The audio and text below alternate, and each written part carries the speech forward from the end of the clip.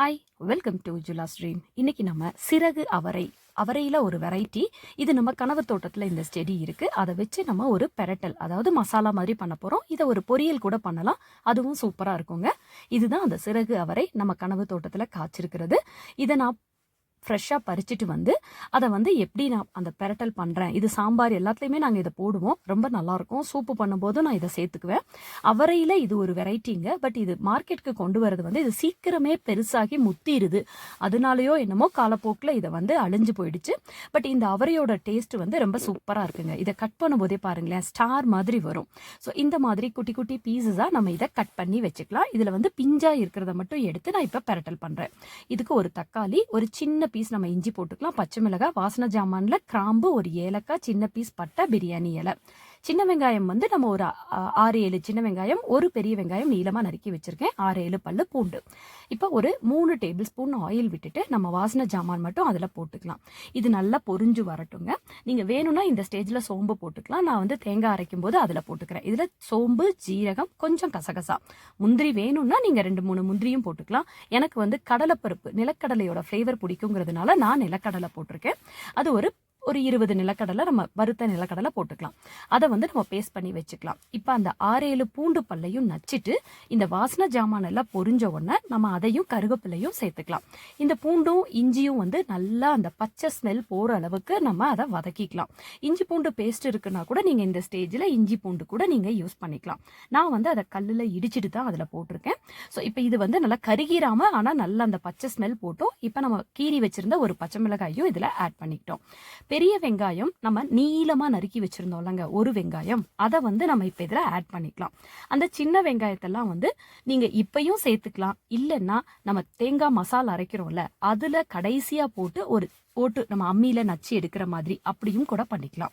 So நான் வந்து இதில் பெரிய வெங்காயம் இப்போ இதில் போட்டு அதை வந்து லைட்டாக கோல்டன் கலர் வர மாதிரி வதக்கிக்கிறேன். அதுக்கப்புறம் தான் நம்ம அந்த ஒரே ஒரு தக்காளி வச்சுருக்குறோம், அதையும் வந்து நம்ம கட் பண்ணி இதில் சேர்க்க போகிறோம். ஸோ பாருங்கள், இது ரொம்ப கருகணும், கலர் மாறணும் அந்த மாதிரி இல்லை. கொஞ்சம் நல்ல ஒரு லைட்டு கோல்டன் கலர் வந்தோடனே நம்ம கட் பண்ணி வச்சுருக்கிற தக்காளியை இதில் ஆட் பண்ணிக்கலாம். பட் தக்காளி வந்து நல்லா மசிஞ்சு வேகிற அளவுக்கு நம்ம அதை வந்து மூடி வேக வச்சுருங்க. இந்த காலத்து தக்காளி எங்கெங்க அவ்வளோ சீக்கிரம் மசியுது. ஸோ நம்ம அதை மூடி கொஞ்சம் சிம்மில் வச்சு அதை மசிச்சோன்னா தான் அது வந்து நல்லா மசிஞ்சு வருது. ஸோ அந்த தக்காளியையும் நம்ம நல்லா மசிச்சு எடுத்துக்கலாம். ஸோ இப்போ இந்த தக்காளி வதங்கிறதுக்கு நீங்கள் மூடி வச்சு கூட கொஞ்சம் நேரம் வேக வைக்கலாம். நல்லா தக்காளியை மசிய விட்டுறலாம். ஸோ இந்த அவரைக்காயெல்லாம் வந்து நமக்கு சிலர் கேஸும்பாங்க. நம்ம எந்த காய்களுமே ஒரு அளவோடு எடுத்துக்கிட்டோம்னா அது நமக்கு கேஸ் அந்த மாதிரி கிடையாதுங்க. ரெண்டாவது, ரெகுலராக நம்ம 1 by 1 நம்ம எடுத்துக்கணுங்க. நம்ம எடுத்துக்காமையே கொஞ்ச நாள் சில காய்கள் எடுத்துக்காம சடன் எடுக்கும்போது தான் அது நமக்கு உடம்புக்கு ஒத்துக்காமல் போயிடும். முருங்கைக்கீரை கூட அப்படிதான். நம்ம சாப்பிடாமையே இருந்துட்டு திடீர்னு சாப்பிட்டோம்னா அது வயிற்றுக்கு ஒத்துக்கலைன்னு சொல்லிட்டு அதுக்கப்புறம் அதை எடுக்காமையே விட்டுடுவாங்க. அதனால தான் முருங்கைக்கீரையை கூட நம்ம பொரியல் பண்ணலாம், இட்லி பொடி பண்ணலாம், சூப்பு பண்ணலாம், ஒவ்வொரு விதமாக நம்ம அதை எடுத்துக்கலாம்.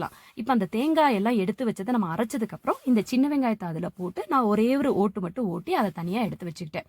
இப்போ பாருங்க, தக்காளி வதங்குறதுக்கு இவ்வளோ நேரம் ஆயிடுச்சு. அந்த தக்காளியை வந்து நம்ம நல்லா இந்த அளவுக்கு அது வதங்கினதுக்கு அப்புறம் இந்த காயையும் அதில் போட்டு நம்ம அந்த காயை வந்து கொஞ்சம் எண்ணெயிலேயே லைட்டாக வதக்கிக்க போறோங்க. ஏன்னா இந்த காய் வந்து நம்ம நார்மல் அவரைக்காய் மாதிரி தான் வேகிற டைம் எடுக்குது.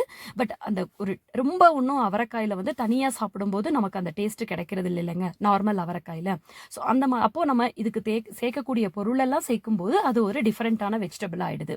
ஸோ இப்போ அதை நம்ம நல்லா கொஞ்சம் எண்ணெயில் வதக்கினதுக்கப்புறம் நம்ம அடுத்தடுத்த மசாலாக்கள் சேர்த்துக்கலாம்.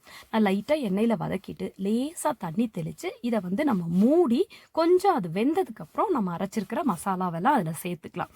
அதனால தான் லேசாக நான் தண்ணி தெளிச்சிட்டு இப்போ இதை வந்து நம்ம ஒரு மூடி போட்டு மூடி ஒரு 2-3 மினிட்ஸ் இதை வந்து நம்ம வேக வச்சு எடுத்துக்குவோம்.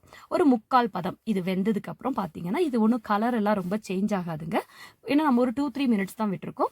ஸோ இந்த பதத்துக்கு இது நல்லா வெந்ததுக்கு அப்புறம் ஓரளவு நம்ம ஆயில் ஊற்றினோன்னா தான் அந்த மசாலாவும் நமக்கு சாப்பிட்றதுக்கு டேஸ்ட்டாக இருக்குங்க. இப்போ 3/4 பதம் இது வெந்துருச்சு. இதை வந்து நம்ம சப்பாத்திக்கு வச்சு சாப்பிட்றதுக்கு கூட ரொம்ப சூப்பராக இருக்குது. சாப்பாட்டில் போட்டும் பெசரியும் சாப்பிடலாம். நம்ம சைட் டிஷ்ஷாக நம்ம ரசம் இந்த மாதிரி வைக்கிறதுக்கு நம்ம தொட்டும் சாப்பிட்றதுக்கும் வச்சுக்கலாம். ஸோ இப்போ இந்த அவரைக்காய் இந்த அளவுக்கு வதங்கினதுக்கு அப்புறம் நம்ம கனவு தோட்டத்தோட மஞ்சத்தூள் தாங்க, அதில் ஒரு 1/4 டீஸ்பூன் நம்ம மஞ்சத்தூள் போட்டு அதையும் கிளறி விட்டுக்குங்க. நம்ம எல்லா சமையலுக்குமே மஞ்சத்தூள் கண்டிப்பாக யூஸ் பண்ணுவோம். இது கூட நான் வந்து பிளெயின் சில்லி பவுடர், வரமிளகாத்தூள் தான் நான் சேர்க்குறேன், 1/2 டீஸ்பூன் சேர்க்குறேன். உங்களுக்கு வந்து உங்களோட காரத்துக்கு ஏற்ற மாதிரி நீங்கள் போட்டுக்குங்க.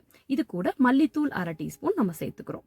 ஸோ உங்களுக்கு இதில் கொஞ்சம் காரம் ஜாஸ்தி வேணும்னா நீங்கள் இதை விட கொஞ்சம் ஜாஸ்தியும் சேர்த்துக்கலாம். நான் இது கூட கொஞ்சம் நம்ம சிக்கன் மசாலா நம்ம செஞ்சு வச்சுருப்போம்லங்க, அந்த சிக்கன் மசாலா தூளும் கொஞ்சம் போடுவேன். ஸோ ஒரு 1/4 டீஸ்பூன் போட்டிருக்கேன். நீங்கள் உங்களுக்கு அந்த சிக்கன் மசாலா தூள் இல்லை அப்படின்னா இந்த மிளகாத்தூள் மல்லித்தூளையே இல்லை, நீங்கள் சாம்பார் தூள் கூட இந்த ஸ்டேஜில் அதை ஒரு 1/2 டீஸ்பூன் கூட நீங்கள் போட்டுக்கலாம். ஏன்னா சாம்பார் குழம்பு மிளகாத்தூளில் வந்து நம்ம கொஞ்சம் பருப்பு வகைகள் எல்லாமே சேர்த்துருப்போம்ல, ஸோ அதுவும் போட்டுக்கலாம். உப்பு தேவையான அளவு உப்பு போட்டு இப்போ நம்ம இந்த மிளகாயோட கொஞ்சம் நல்லா கிளறி கொடுக்கலாம். அப்போ அந்த ஆயிலில் அந்த மிளகாயோட பச்சை ஸ்மெல் எல்லாம் போயிடும். அதுக்கப்புறம் தான் நம்ம அரைச்சி வச்சிருக்கிற மசாலாவை இதில் சேர்க்க போகிறோம்.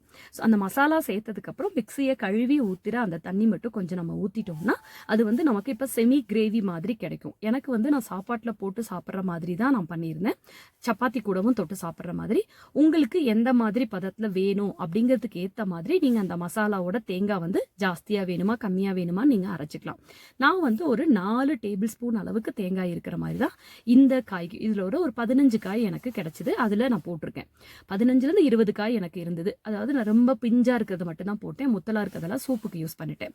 இப்போ அந்த மிக்சியையும் கழுவி இதில் ஊற்றிட்டு இதை வந்து நம்ம எண்ணெய் பிரிஞ்சு வர்ற அளவுக்கு இப்போ உப்பு எல்லாமே பார்த்துக்குங்க. வேணும்னா கொஞ்சோண்டு கரும்பு சக்கரை இந்த ஸ்டேஜில் போடலாம், அது உங்களோட ஆப்ஷனல் தான். எனக்கு நார்மலாக அந்த இனிப்பு டேஸ்ட்டும் சேர்ந்து வரும்போது பிடிக்கும். நீங்கள் வேணும்னா போடுங்க, இல்லைன்னா வேண்டாம். இதை நல்லா மூடி போட்டு வேக வச்சிட்டோம்னா நம்மளோட சூப்பரான இந்த சிறகு அவரை பெரட்டல் ரெடி ஆயிருங்க. நீங்களும் இந்த மாதிரி காய்கள் கிடைச்சதுன்னா இது நீங்கள் நார்மல் அவரைக்காயில் கூட இதே மாதிரியும் நீங்கள் செஞ்சு பார்க்கலாம். இதோட டேஸ்ட் வந்து ரொம்ப சூப்பராக இருக்கும்.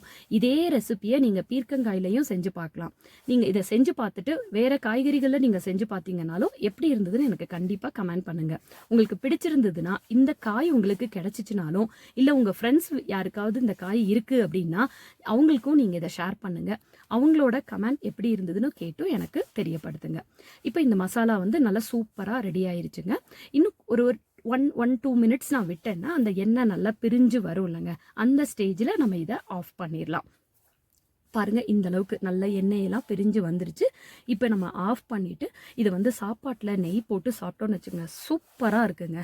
அதே மாதிரி சப்பாத்திக்கும் வச்சு தொட்டு சாப்பிடும்போது பார்த்தீங்கன்னா இது நீங்கள் அவரைக்காய்ன்னு நீங்கள் சொன்னீங்கன்னா தாங்க தெரியும், எல்லாரும் இது என்ன புதுவிதமான காயின்னு கேட்பாங்க. அந்த அளவுக்கு இந்த டேஸ்ட் வந்து ரொம்பவே சூப்பராக இருக்குங்க.